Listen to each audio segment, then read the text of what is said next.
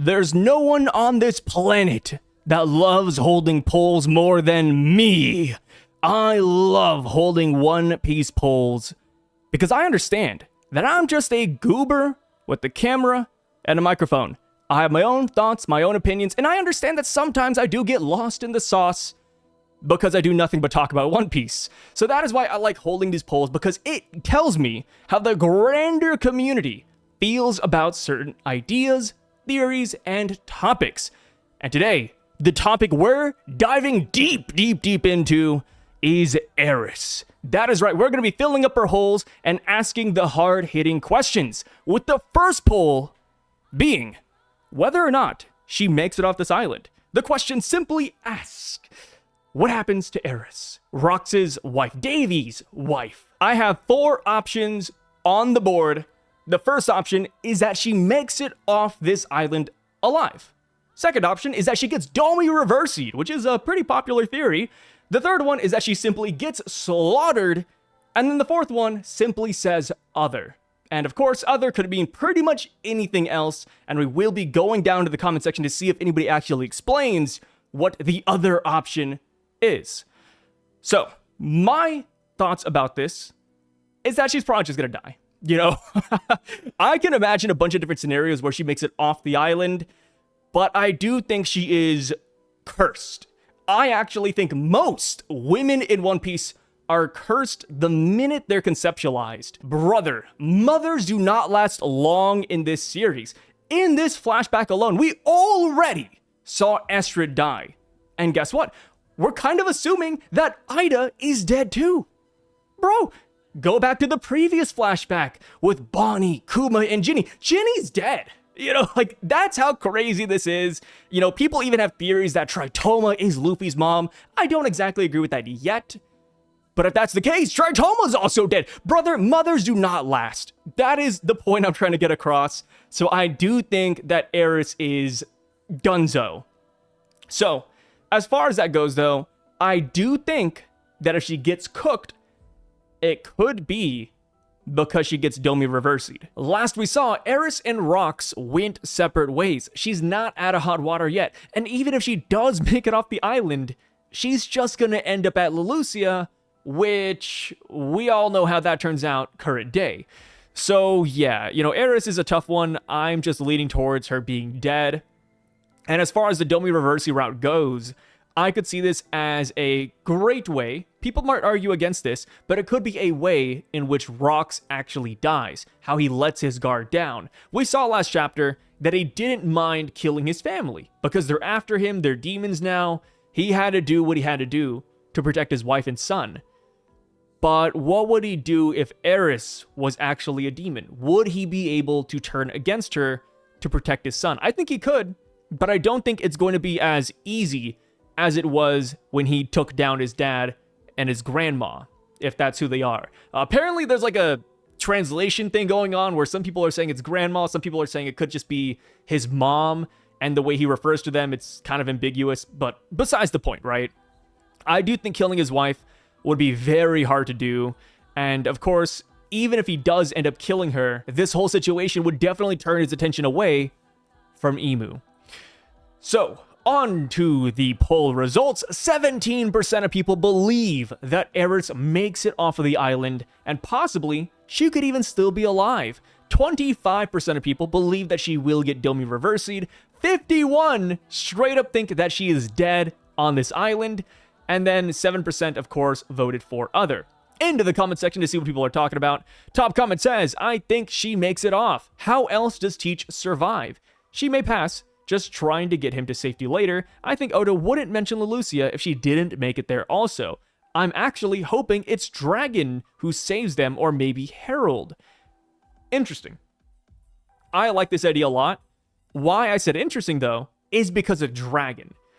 Current day, Blackbeard seems to have a grudge against Dragon. It was never explicitly stated, but Blackbeard did attack Baltigo, which was Dragon's home base. And then even current day, Blackbeard is monitoring Dragon's revolution against the Holy Land. So there's definitely some bad blood there, and maybe we see the origins of it here at God Valley. Like, here's an example. Aerys makes it all the way to Dragon. Dragon's about to flee the island with the Marines and etc. And Aerys is like, hey, do you have room on your boat for 2? And Dragon says, there's only 1 spot in this boat. I can't bring both you and your son. So Aerys sends off Teach with Dragon, and because of that, Blackbeard holds a grudge against Dragon. I know that's a little bit irrational. But, she wanted that. But let's be real, man. That's still his mom, right? Even if it does make sense, I could see Teach holding a grudge against Dragon for that. And this could even tie back to what Garp said during the Hachinosu flashback. Remember, Garp was teaching a lesson to Kobe and the boys, and he said, hey, it's you, an old man, and a kid on an island, and, you have a boat, but you can only save 1 person. And then they're like, oh, we'll save both people. And Garp's like, no, you save the kid. The kid is the future. Maybe we see that here firsthand, where Dragon cannot save Aerys and Teach, so instead he just saves Teach. Or maybe Aerys sacrifices herself to save Teach. I think that would be amazing. A great way to bring everything full circle. Garp's lesson, Dragon, Teach's rivalry against Dragon. Beautiful stuff here. As far as Leloucia goes, I think it would be interesting if she did make it out. I think this would definitely even play in to why Ace went to Leloucia. Because when Ace was looking for Blackbeard in the cover page stories, his adventures led him to Leloucia. We do not know why. At first, it just seemed like a random island. But maybe Aerys did survive, and he heard a rumor that she lived there. So yeah, I mean, personally, logic is telling me she's dead, but I do not mind if she's alive. I can see ways where that could happen. But just, knowing One Piece though, man, I'm voting for the worst case scenario. Getting Domi Reversi will be the best part. I'm sure Oda will pull that. Domi Reversi Aerys. Yeah, that's tough, man. And then imagine, right? The Rocks pirates, they do not know about his wife and son. If she gets Domi Reversi'd, and let's say Captain John attacks Aerys, oh, dude, Rocks would go crazy. I get it. Demon wife, nobody knows, doesn't matter. I think Rocks would go sicko mode on the first person that hurts his wife. Imagine Ganzui, right? We know Ganzui is dead. Imagine if Rocks was the one that killed him. Ganzui sees Demon Aerys, and he's like, who cares about this woman? I don't know who she is. And then Rocks turns around, and then boom, kills Ganzui. We know Ganzui, that his bottom half is severed. We don't know how he got it, but maybe it's because Rocks cut him in half. That would be pretty freaking sick, man. Aerys, is Imu in human form? We'll get to this here in a little bit. That is the next poll, believe it or not. That look Aerys gives in the panel where she asks Rocks if he would have fallen for her, if she was basically weak. That look, that girl is up to something in my book. Could be, right? She has been on this island for a couple of years. Maybe she does have a plan in mind. Or perhaps she's willing to sacrifice herself right away. Who's to say that she just doesn't split from Teach immediately? She is a fighter, so, I want to give her some leeway there, but we'll see. I've been getting those, quote, Sommers got hit too far and ran into Aerys vibes, and Teach had to watch and hear maniacal laughter so depraved he can't sleep at night or grow a full set of teeth. Dude, if the God Knights can only get W's on women, that would be insane. If it's a 1v1 against a girl, always vote on the God Knights, bro. The worst part is that I could see this happening too. I could definitely see this happening. A great example, we talked about the callback to Garp's message up here. We could even call this back right here to what Sommers said, right? A child will always be a parent's weakness. Maybe you're right. Maybe Sommers does run into Aerys and Teach, and that, again, is where Rocks gets snuck. He's like, oh, Sommers is torturing my wife and son. I gotta go to him. And then boom, somebody hits Rocks from behind. I do not think Rocks will go down and appear 1v1 on this island. No way. I think somebody is going to do Rocks very dirty here.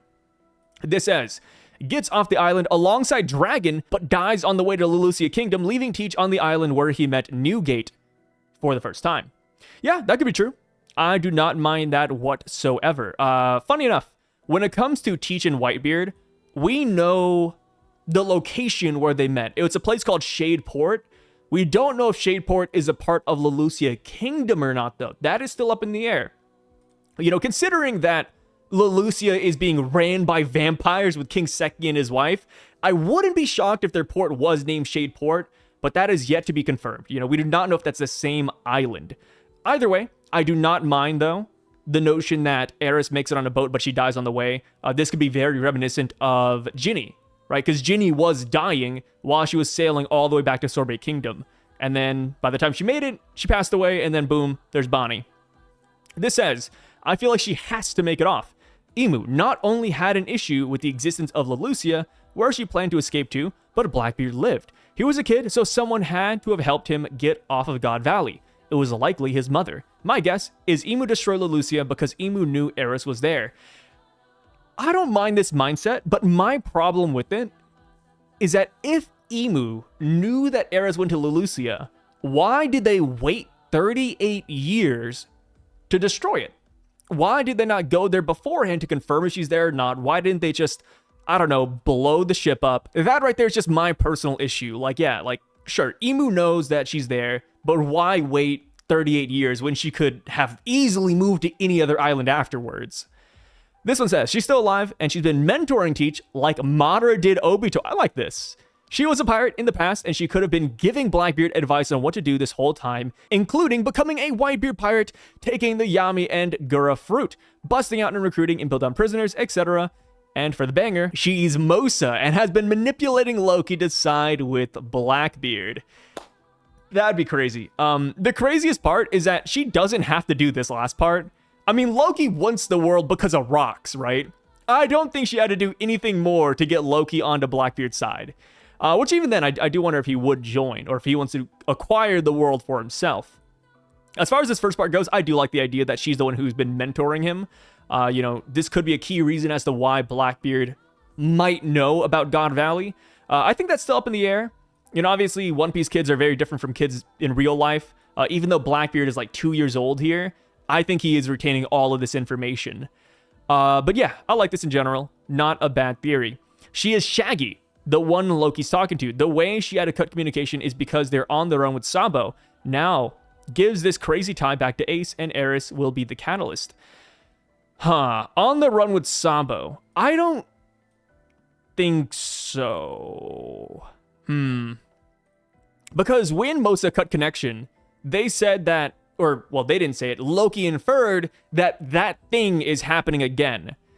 I don't think he would be like, oh, like, you know, she has to flee Lelucia with Sabo, and that's why she had to stop talking. And then plus, timeline-wise, that doesn't make sense either, right? Yeah, because Sabo left the Reverie a while back, and Lelucia got destroyed right as we got to Egghead Island. So this is like a week ago. So I don't think she'd have to cut communication right then and there. And then another thing with Shaggy, too, we have to keep in mind, is that Shaggy has a very timid way of speaking. So because of that, I just don't pin it on her. I could be wrong. I could be very wrong here. But for me, at least, right here in 1162, I don't see it happening yet. This says, her damn name shows up in Emu's summoning circle in Elbaf, so I think there's way more to her than meets the eye. For those that say it doesn't say Eris D Tar, you are delusional because we literally get the mother of Blackbeard named Aerys in less than 15 chapters. Which, of course, I'll talk about this later in the next poll. Oda doesn't usually kill off characters unless it's super important to the story, and I feel like Aerys still has more to do. She might play a role later or tie into some bigger reveal. She would probably tell Teach about his dad's story, lineage, and ambition when they settle in Lucia, making Teach we know in the current story. We were told that Rocks was defeated by Roger and Garp. Probably he died here or was arrested by the WG. Pretty much like the Madara route. Lelucia might be the new God Valley. As in, quote, stuff happened, the flashback will be insane. She could also redo her life there with Teach, find a new husband, have 2 daughters with him, grows a bit older, and voila, that one SBS still works out. Wasn't an SBS, it was actually concept art, which, that's a tough one.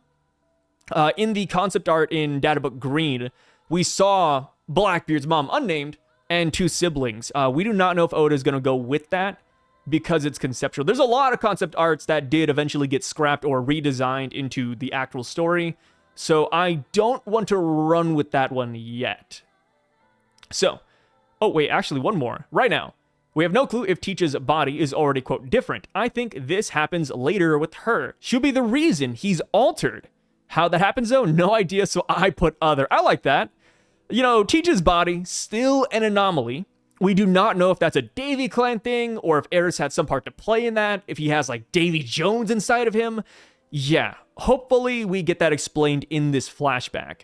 So, on to the next one, because I saw a lot of people talking about it. Do you believe in the theory that Emu takes Aerys? So, I didn't know about this theory until good friend Zonin brought it up, but apparently it's floating around that Emu might have taken Blackbeard's mom for themselves. And what they mean by that is that they're literally controlling her, whether Emu is Aerys or, you know, Aerys is a Knight of God, kind of like Gunko, right? Gunko has a whole backstory, but she's being possessed by Emu. She was brainwashed. Maybe Aerys is the same way. And it does tie back to what people were talking about back here, right? When Emu showed up to Elbaf and they did the Domi Reversi circle, people did point out that at that time, there was the name Aerys in there. Eris D Tar, I think, could be a stretch. Maybe D Tar is like unintentional, but Aerys was there, right? You know, forget the D Tar thing. Just focus on Aerys. Back then, people were saying, oh, Eris D Tar is going to be a character. I didn't believe in that 10, 15 chapters ago because we know that poneglyphs, for the most part, are gobbledygook. Oda really just draws up random symbols and calls it a day. He's mentioned that before even. So it's not like, oh, Sai's being slanderous, you know, Sai hates Oda. No. He literally has shown that sometimes poneglyph language doesn't matter. So when I look at the summoning signs for Emu, the Gorosei, Shamrock, etc., or even the magic circles, it's kind of like, okay, this could mean something, it could mean nothing. So when Emu whipped out the Domi Reversi circle and we saw Aerys, I was like, okay, like I'll put that in the back pocket, maybe we'll talk about that later. Never found the chance until now where we actually meet a character named Aerys. Is that a coincidence? I don't know yet. But yes, the theory says or dictates that Emu, while on this island, will take control over Aerys. Whether it's like Gunko or whether Emu uses her body as like a conduit, you know, maybe like this right here, right? The person we see current day, this Emu, is actually her. I think that'd be really interesting. Because, you know, we kind of already assume that Emu can body hop, right? They've been doing that between Saturn and Gunko and etc. So maybe they're doing the same thing with Aerys. And I'm not saying that Aerys has always been Emu, Emu has always been Aerys. No. It's just that after God Valley, Emu takes her for himself. And the thing with the Emu, we know this for a fact. Emu is a gooner. He's a gooner. Picture of Lily, once Vivi alive, controlling Gunko. I wouldn't be shocked if Emu does see Aerys and they're like, hey, bring me the gal, right? Give me the girl. So as it stands right now, I love this theory. I think it's a lot of fun. And the whole thing where, you know, Blackbeard is after the world, right? Which is Emu. It's like, okay, that could be because he wants his mom back, right? Hey, release my mom, let her go. And then the whole thing where like his ship is literally named after his dad. It's like, yo, like dad and mom meeting each other again. Like that could be the play. You know, that could be a great ambition. Like, hey, I want to free my mom and avenge my dad. Beautiful stuff. My hesitation is just the Eris D Tar thing. Like, I still don't know. I cannot put a pin in it on whether or not that's us just seeing what we want to see or if that was just planted by Oda. You know, if we saw Eris D Tar after the fact, after we met Aerys, hodgepodge, Looney Tune stuff. But here we have it. We saw Eris D Tar before Aerys was revealed, 15 chapters before. So it's like, yo, like maybe that's it. You know, maybe this is what Oda's going for. Like I said, I'm in the middle. I'm torn. But as far as how much I like the theory, I really like it. I think it's great. So, into the comment section. Oh, by the way, looking at this right here, 21% do believe in the theory, 27% do not believe in the theory, and then 53%, which is very fair, mind you, 53% of people do not know what this theory is, and, you know, it's very obscure. When it comes to One Piece brain rot, I don't expect everybody to be at the same level. I'm just lost, man. I'm lost. This says, what if Aerys has been Emu this entire time, pulling an Aizen move, giving Rocks his only weakness, a child? Okay, that's crazy. See, this is what I denounced earlier. I do not think Aerys has always been Emu. Because you know how awkward that would have been in the flower room? Just, hey, I'll be back one day, Emu. Not because I want the throne, but because I want something a little bit more. When Sai says, they've been saying, or word on the streets. Who's been saying it? What streets? I love it. This is a great meme, you know, especially when it comes to my friends like Brago or Par, for example. Whenever I collab with them, or really any One Piece YouTuber, I always say that. Like, hey, Brago, I know this is your favorite theory, or hey, Par, word on the street. Like, it's so good. Gaslighting your friends, it's a beautiful thing. It's an art, really. Please, gaslight your friends more. They'll appreciate it, trust me. In the chaos of God Valley, Aerys takes her chances to escape while everyone's fighting. She's likely helped by Kuma or Dragon, who can't stand seeing the slave suffer. As the island burns behind her, Aerys finally breaks free and begins a new life with Teach in the Lucia. Yeah, but here's the thing. Everything goes wrong there, man. Like, if Teach lived a normal life with his mom, I don't think he'd be the guy he is today. You know, it sounds crazy, but the way Blackbeard's moving, that's kind of like motherless, fatherless behavior. Like, he is a psycho. Well, he's a pirate, you know. Psycho's kind of crazy, but you know, he's a pirate. I feel like if his mom was still alive, if his mom like actually raised him right, he probably wouldn't be the way he is today. But maybe that's just me.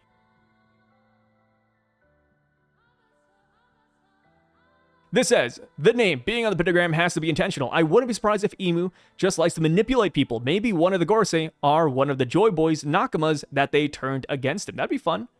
I don't mind that at all, right? I think Emu possessing people, turning people evil, I think is great. When it comes to the Gorosei, I like to imagine that they just simply turned naturally. Like, Emu didn't have to do anything, just over the course of, you know, centuries and centuries, people just change. And we'll get to that here in a little bit, but I even talk about the, where is it? Here it is, the 20 kings and queens. Like, were they good? Were they bad? We'll find out. Aerys is a dwarf planet, so I do believe she becomes a part of the WG. That's a fun one. You know, planets, there's so many planets, you know, to be fair. I think there's like hundreds and hundreds, maybe even thousands. People pulled out the Garling one. There's one that, you know, relates to Norse mythology. So I take this one with a grain of salt, but I do like the connection, though.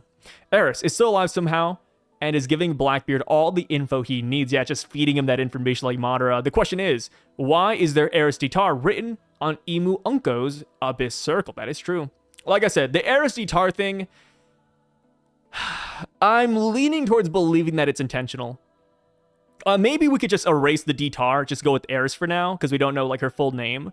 But brother, if her name is Eris D Tar, like full ass name, yeah, intentional, it's confirmed, everything. Yeah. Maybe that's why, actually. Okay, let's play devil's advocate. Maybe Eris D Tar is the reason why Oda doesn't want to reveal Aerys' full name. We don't know it. You know, compare it to Roger's wife, Portgas de Rouge. We learned that immediately, you know? Maybe we only heard Aerys in the beginning because Oda doesn't want people to believe in this theory outright. You know what? As I'm talking about it, I'm leaning towards yes. You know, I'm just going to lock it in. It's a thing. It's intentional. Yeah, you guys have convinced me. I've heard theories about Aerys betraying Rocks or being a plan for Emu to uncover the Davy Clan location, but not this. Does, quote, take, mean that Emu gets a new waifu or that Emu possesses her? Maybe this is Goon Piece. I think Aerys will escape and die a few years later before Blackbeard joins Whitebeard. Yeah, when I say take, it's really either or, right? Because Emu taking a waifu, I consider that like Emu taking Gunko. Because Gunko, I definitely think, is not Emu's pawn of her own volition. Gunko has a whole ass flashback with Brook that Emu was suppressing. Like, the minute Gunko remembers that, boom, you know, Emu comes in. Maybe that's the same thing with Aerys. And, you know, Emu needs like a physical body, so he uses Aerys. I think that'd be kind of interesting. So next up, next poll says, is that Rox's sword in the flower room? 76% of people say yes, Emu took Rox's blade after God Valley. And then 24% say no, it is just a samey looking sword. It's funny. Catch me 2 weeks ago, I said no. It's just a similar looking blade. But now that Emu's here at God Valley, I'm leaning towards yes. I'm not gonna lie. Before Emu showed up, I was like, no, like it seems weird, right? Like, hey, Garland kills him, for example, and then they bring the blade back to Emu and Emu likes it. That's too much. But Emu's here at the valley, brother. So yeah, maybe Emu kills him, takes the blade, etc. That could be the case. And of course, this goes back to Blackbeard, right? Blackbeard, he named his ship the Saber of Xebec. The Sword of Xebec. Maybe that's because he wants his father's sword back. That could be it. It was in our faces the entire time. He wants his daddy's blade and his mom, potentially. So this says, could be a funny way of Emu paralleling Rocks' final statement when he first visited the flower room. Oh, dude, imagine that. He looks at the blade. He's like, you said you'd be back. And here you are. A piece of you's here, Rocks. That sword has to be a trophy of Emu's big victory. Them keeping it is a huge flex, symbolizing how they personally defeated the man who tried to tear down the world and curse the D clan's strongest fighter. It serves as a dark monument to the God Valley incident, linking that history directly to the final villain's lair. I love it. Yeah, I mean, this feels like a final villain thing, right? Taking the blade as a trophy. We know, by the way, that Emu has a trophy already. Brother, he has a giant straw hat in a freezer. Yeah, I think he'd take the blade. Dude, I would. Hey, I would take the blade, especially, mind you, if it is a supreme grade blade. We don't know the rankings of it yet. We don't know the sword's name yet. It could be supreme grade. Roger had a supreme grade blade. Whitebeard had a supreme grade blade. Yeah, I think Rocks might have had one. And maybe Emu saw the value in it. Maybe it was even passed down. This could have been Davy Jones's sword for all we know. And Emu wants it, not because of Rocks, but because of Davy Jones. I think that'd be sick. I just want it to be. It just sounds like such a cool villain thing to do. I like it. Meet Pole Man. I saw this. This slenderous statement from Ene's lobby. No, Enel's lobby. Make a good theory video. No, amigo, I will make polls. 0 days without making a poll. 0 good theories about Mori. They're all good, mind you. That's a lie. Defamation. 7 times being caught racist on the internet. It was more than that, but I'll let it slide. Give me freedom, give me fire, give me polls or I'll retire. P.S. All jokes, love the polls, keep them coming. I like it. I love a good laugh, man. About the theory videos, though, I'll tackle this one seriously because people have asked, Sai, where are the theory videos? So, I don't know if you guys know this, but back in the day, I did used to make like dedicated, 20-minute long theory videos, well edited, etc. And then I stopped. And I think the reason why is because in these videos, like this one, for example, right, this poll video, or even like my review videos, I talk about a lot of different ideas. In this one video, we talk about Rocks' sword, we talk about Aerys becoming Emu, and then we also talk about, where is it? Aerys getting Domi Reversi'd. I love talking about a lot of theories. I don't like putting all of my coins into one basket, unless it's for like agenda, right? When it comes to like characters I like the God Knights or the VAs, whatever, that's just all fun and games. But when it comes to theories, I really do like to leave every option open. And I love discussing all the different theories, right? I think that's the fun part about making these videos. It's just having that genuine discussion. So whenever I made a theory video, of course, I have to push a certain narrative. I have to like convince people of one idea.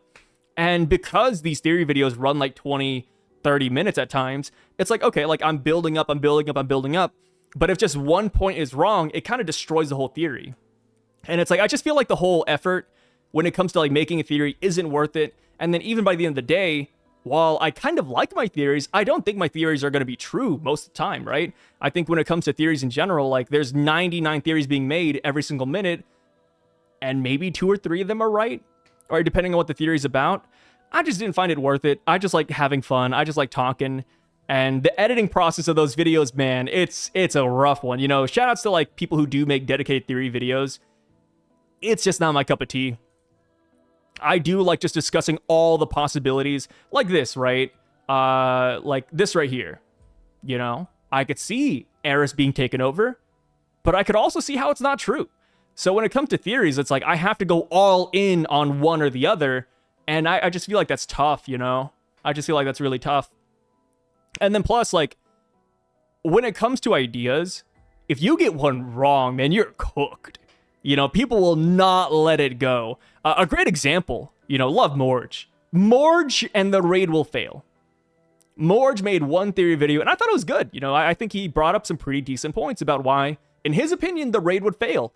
Didn't happen, of course, right? I didn't believe in the theory. I thought it was good. Didn't believe in it. Didn't happen. And now here we are, like, years later. And of course, people stop making jokes about the raid is going to fail. But that kind of stuck with them, dude. It's like, yeah, that's tough, man. And that's just like one out of like 3 theory videos he made about Wano, too, right? He had other ideas, too, that were fine. But he's just getting roasted on that one. So yeah, theory videos, you know, you got to be made of certain things for that. For me, just not my cup of tea. So, on to the comment section again. They say, I don't know. I like to assume it's Lily's sword, since Nefertari family never went up to Marie Joie. And the 19 other families placed their swords around the empty throne, and Lily went missing. Either Imu is Lily, or Imu did the immortality surgery on Lily to become immortal, and might have switched bodies with her in the process, given the weird nature of the Ope Ope no Mi, and how we don't know how the surgery works yet. You're cooking. Funny enough, I never went back and counted all the blades on the empty throne. If there's 19, yeah, I think you could be right. That could just be Lily's blade. Well, even better, I mean, this could just be Imu's blade, right? Imu, the Nerona family, that is a family that founded the WG. This could just be their sword. If they really are 900 years old, it could be Nerona's sword, it could be Lily's sword, or even Rox's sword, or the Davy's sword. I think there's a lot of really good options here. That's a really good point. Imu, taking Rox's sword after defeating him is the most rage-baity thing they can do, and I'm kind of here for it. No, it's not Xebec's sword, it's Queen Lily's sword. As you can see, 19 swords in front of the empty throne, while Imu has Lily's sword, which is the 20th, in the flower chamber as she pledged to form the WG. She just refused to have the Nefertari family rule from Marie Joie with the other families. Imu, in his Pirates of the Caribbean Davy Jones voice after he kills Rocks. Nice sword, yeah, dude. I love Pirates of the Caribbean. I binged all of them, man. Of course, as you get to film 4 and 5, very much so it drops off, but still, it's such a great series. So yeah, I'm excited to see what happens here. I'm open to anything. Could be Imu's blade, could be Lily's blade, could be Rox's blade. I'm down with the sauce. So, next one. The original 20 kings and queens that formed the world government. Were they good or bad? And of course, I put good in quotation marks because this is very subjective, right? My version of good might not be your version of good. So keep that in mind when going into this. But my options were, yeah, they were good, or they were 50-50, or no, they were just pure evil. 13% of people believe that the WG was formed with good intentions. 78% of people believe that they were a mixed bag. And then 9% believe that no, these guys were bad news to begin with. Not a single good cookie in the basket. I fall with mixed bag. Mixed bag leaning towards good.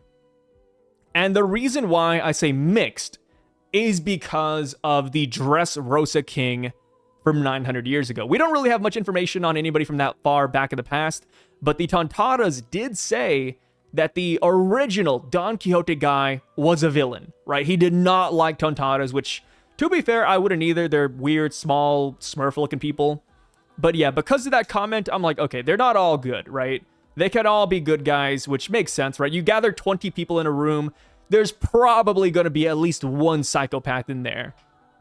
But I do lean towards good, though, because I just feel like gathering 20 different nations together, 20 different kingdoms against a common cause, the Ancient Kingdom, that's grand. Like, brother, what did Joy Boy and the Ancient Kingdom do that garnered that much hatred?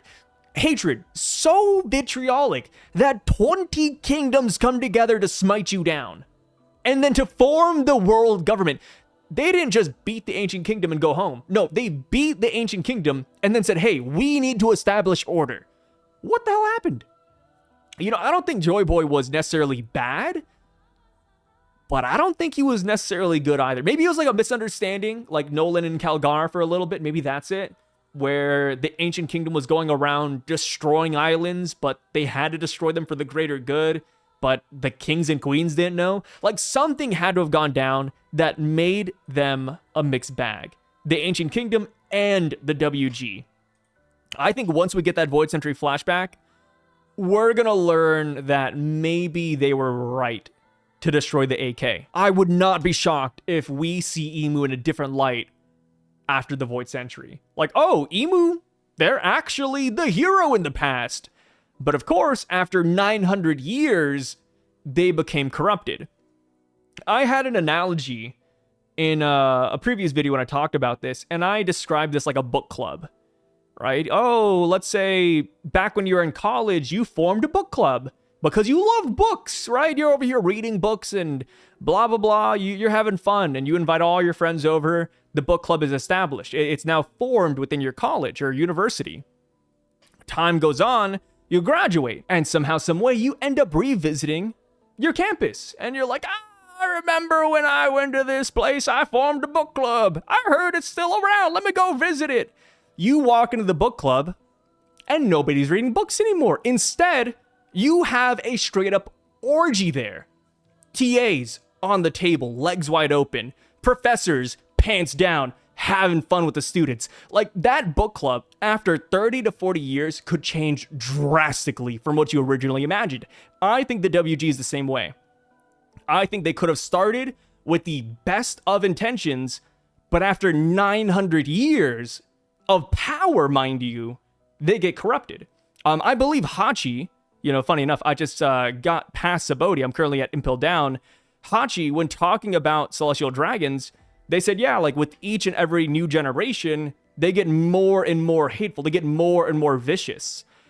I think that's what happened. Original 20 kings and queens, yeah, sure, maybe there's like one or two bad guys, but I think a majority of them were decent. And then, of course, because you have all the wealth, because you control the entire world, you start to get a little bit more pompous. And then your kids get more pompous, you get more and more and more and more and more. And then, boom, we end up with St. Charlos. I think that's what personally happened. I don't think there's going to be like a black and white, good and bad. I think Oda's going for a middle ground. So, into the comment section. This has good intentions. Power corrupts. Some sort of cycle. Oppressors become the oppressed. Exactly. I could definitely see some strong kingdoms forced to join in. I could see most of them being evil, but Emu is the main evil one. Vegapunk said that he couldn't tell which side was wrong, and it could be because 19 of the kings were chill, and only one was bad. Also, that's true, right? It just takes one bad cookie that is immortal to corrupt the pot. Yeah, Emu living 900 years, I do not think that was a part of the original plan. I tend to prefer villains that are just evil without being, quote, redeemable, and since Emu's powers are clearly based on Satan, powers usually match the user in some way. If it's a Zoan, then it likely would have chosen Emu as well, which means Emu would align with the will of the devil. I could see Emu getting a group of kingdoms together, winning the war, and then betraying them just to corrupt their descendants. Emu could have gave the other kings immortality, but seemingly chose not to. That'd be so funny, man. Imagine you're one of the kings and queens out there, and you're seeing that Emu isn't aging, they're not dying, they're not getting sick, and you're like, yo, give me what this guy has, man. Emu, what the hell? Yeah, Emu being redeemable. Maybe this is another poll later. Will Emu be a redeemable villain? Being a mixed bag is way more interesting to the story, and it's more realistic to real life. Some would work towards a common goal, while others try to sabotage. I agree. And, when it comes to mixed bag, it doesn't even have to be that there's a saboteur in their midst. It could just go back to what we talked about earlier, about how everybody has a different idea of what good actually is. Like, maybe that's why they started the Reverie. They're like, hey, we don't agree on policies, man. These kingdoms are too different. Yeah, I don't F with this. Let's see here. Where were we? Oh, here we go. They probably didn't know what they signed up for. Lily later knew and backed out, but the rest probably thought that they were too deep to pull out. Remember, Emu had a speculation about her betrayal and only confirmed it 800 to 900 years later, meaning the 20 were on good terms, Lily included. Yeah. The minute Cobra said Nefertari D Lily, Emu freaked the hell out, stabbed King Cobra. Of course, we don't know what was going through Emu's head at the time. Maybe they kind of knew that was the case, but they didn't, put a pin on it until Cobra said something. I think it'll be like Alabasta. Emu is Crocodile, and the other 19 kings are Koza. That'd be crazy. Man, if they all got manipulated by one person, crazy stuff, man. Emu, that's a big W for them. I'd say the original 20 kings and queens were a mixed bag. Some probably had good intentions when they formed the WG, hoping to keep peace after the fall of the Great Kingdom, but over time, this system got corrupted, especially with the rise of the Celestial Dragons and Emu secretly taking control. None of them were evil, but the legacy they left behind is kind of messed up. They started off with some hope, but it turned into a power-hungry mess, yeah. I think that's pretty much the gist of it, right? Everybody's kind of feeling the same way. Like, they could have started good, but down the line, they got bad. Maybe there's a bad seed there. And one question I want to ask you guys, and this is a theory I've kind of been playing with, but how would you guys feel if God Valley was necessary? The rabbit hunting tournament had some sort of purpose, which might sound absurd at first, but I kind of relate it back to the Shandorians, how when Nolan first showed up, they were about to sacrifice Kaldara's sister to appease the rain, sun, earth, and forest god, right? That was their idea. They're like, oh, we have to sacrifice an innocent person. Which, of course, we all later found out it was all just hocus pocus. None of that actually mattered. It was actually just the trees that were making people sick, and Nolan instantly saw through the ruse. He noticed that the ritual was nonsense. Maybe the god hunting games come from the same kind of thing. Maybe 900 years ago, they really did have to cleanse a tribe. Maybe they did have to cleanse an island. I'm not saying that's like going to be the case, but I think that's a fun theory to play with, right? Because we do have to question, like, where do these traditions come from? Another great example would be the Oxloid Bell. Luffy rings the bell 16 times to represent the 2D, 3Y thing, right? To show the Straw Hats that, oh, we're not meeting next year, but the year after. And we learned that every new year, you ring the bell 8 times. I think we will learn where that came from. And then same with Impel Down. Impel Down obviously has a lot of history to it. Why is it an underwater prison? People are saying it looks like the Tower of Babel. And then, of course, the way Impel Down is structured, you'd kind of imagine that there's an entrance at the bottom, or at least people came from the bottom initially. So yeah, I think when we hit that Void Century flashback, we're going to see a lot of things explained. And I wouldn't be shocked if the cleansing tournament also had a different meaning back in the past. Same with the hoof of the Celestial Dragon. Nowadays, that is what they give slaves, right? You become a slave, boom, hoof of the Celestial Dragon. I think going back into the past, we might learn that that mark might have been good. Perhaps 900 years in the past, that mark meant something entirely different. It might have been an honor to get that mark. But nowadays, of course, it just goes on to slaves and it's awful. Yeah, I think the Void Century, we will get a lot of things just refondled, for lack of a better term. So now, the last poll, here we go. What are Emu and Saturn referring to when they said that, quote, something could be unleashed, dash, something new could be born? So I put both of these translations here. One is TCB, one is Viz. And of course, other translators hopped in on this one too.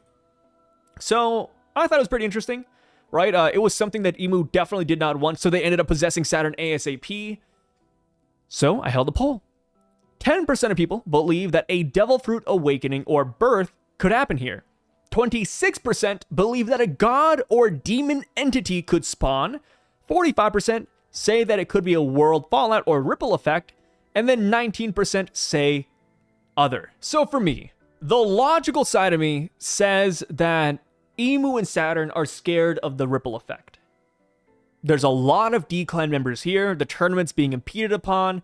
This could start something awful down the road, which it does, right? Because Emu shows up here, Roger turns around and he's like, whoa, adventure time! Great, let's have some fun! And then, of course, Roger later goes on to find the One Piece. Dragon is on the island. He later goes on to become a revolutionary.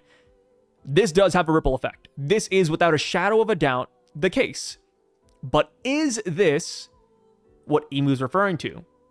The fun side of me, right? The side of me that wants to dream and live it up. I think that it could be a demon. I know. A wacky answer, but I think the idea of a demon spawning here would be so interesting. You know, it could go back to what we talked about earlier about the cleansing event. Maybe there is a reason why they have to do this, and it could be for an actual god or demon.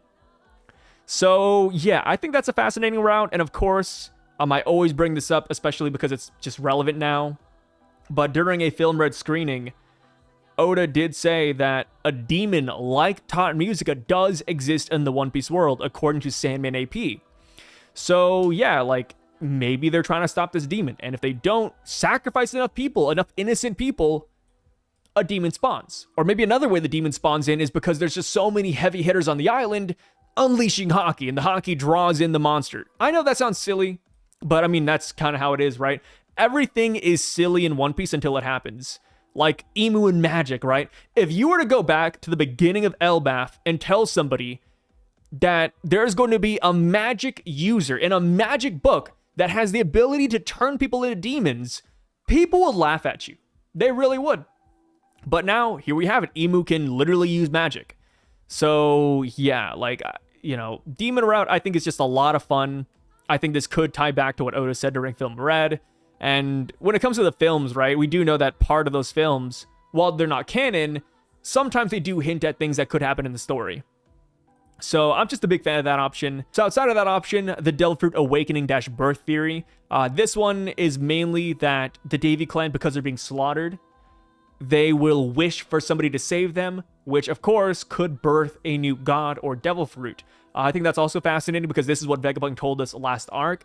You know, Vegapunk said, hey, you know, if people dream it up, it's going to spawn. Well, I think a lot of people at God Valley are wishing for a savior, so maybe that fruit literally does spawn in before our very eyes, which would be a lot of fun. You know, imagine that. Imagine that. And then now for other. I don't know what will fit here again. You know, whenever I put other, I kind of like scratch my head a little bit. But I did put a picture of Davy Jones. And if I were to just slap a random theory here, maybe the Davy Clan have some sort of secret weapon. Maybe Davy Jones himself could show up on the island, which I don't know how that would work. But yeah, you know, maybe it's something Davy Clan related. So, onto the comments. They say he was talking about Captain John's metallic arm. They're worried he's gonna use damned punk in Solo the Island. Dude, imagine that. Imagine the hype that kid would get if that's true. Like, oh, Emu, Captain John is here. If he keeps on fighting, he's gonna awaken, and the damned one will rise, dude. If this happens, the kid talk will be insane. Like, Twitter, hop off of it. YouTube, hop off of it. That's gonna be a hell of a week. They were afraid of attracting the attention of young Mihawk. Okay, we're just joking here. Look at this. Captain John Mihawk. Nice, nice, nice. Oda really can't help himself. He's trying to wrap up the story, but he can't help adding new mysteries than answers. One Piece 2045, let's go, yeah? I mean, unfortunately, we can kind of see that Oda is rushing through things because we're not getting every fight, right? If this was like prime Oda, like Oda with the immortality surgery, bro, we would be here forever. He'd be drawing God Valley like the damn culling games out of JJK. I think there could be a few possibilities for what could be unleashed on God Valley. 1, Rocks has the Nika fruit and they're afraid of it awakening. I think this is the least likely because we know Luffy is the first in 800 years. 2, Rocks has the Yami fruit, same as Blackbeard, and it's tied to another god like Nika. Yeah, this is a popular theory, right? You know, light, darkness, sun, black hole. Yeah, I think the idea that the Yami fruit is more than just a simple Logia, I think this is pretty popular. 3, Davy Clan has a special lineage directly tied to the ancient weapons, either Pluton or Uranus, Uranus being most likely of the two. It would explain why God Valley was erased. The WG didn't do it, Rocks did. Maybe the only remaining part of God Valley is the small section Rocks cut off and became Thriller Bark. There are also other lineages with special powers, like the Three-Eyed Tribe, as well as the Merfolk and Poseidon. I like this. Necessarily, I don't think it has to tie to an ancient weapon, but I do like the idea that the Davy Clan have something. You know, something that makes them stand out. Something, well, you know, could be an ancient weapon, that Davy Jones passed down through the generations. 4, the Davy Clan has a special lineage tied directly to the Demon of One Piece, mentioned by Oda in Film Red. There we go. A canon version of Tot Musica. And here's one thing to keep in mind, by the way. The person who made Film Red, of course, Oda had a hand to play in it. He wrote the script for a lot of it. But the main director is one of Oda's editors. And that guy knows the ending of One Piece. Yeah, we're going to see a demon, brother.